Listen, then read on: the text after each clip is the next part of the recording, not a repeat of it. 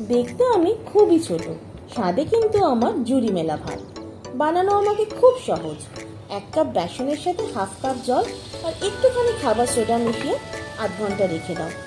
এবার একটা ঝাঁঝরি হাতা নিয়ে গরম তেল করে আমাকে ভেজে তোলো। হলুদ তো হলো, এবার একটু লালের ছোঁয়া। আর ভাজার সময় হাতাটা কিন্তু একদম নাড়াবে না, একটু ধৈর্য ধরে দাঁড়াও। দেখো কি সুন্দর গোল গোল হয়ে উঠছি আমি। আর যদি নাড়াও তাহলে কিন্তু আমি তেরা বেঁকা হয়ে যাব। ব্যাস, এবার আর কি, একটা চিনির রস করে নিতে হবে। তার জন্য সমান পরিমাণে চিনি আর জল একসাথে ফুটতে দাও। ফ্লেভারের জন্য একটুখানি এলাচ দিয়ে দাও। আর ঘরে যে ড্রাই ফ্রুটসগুলো রাখা আছে ওগুলোকে ছোট ছোট করে কেটে রসের মধ্যে দিয়ে দাও।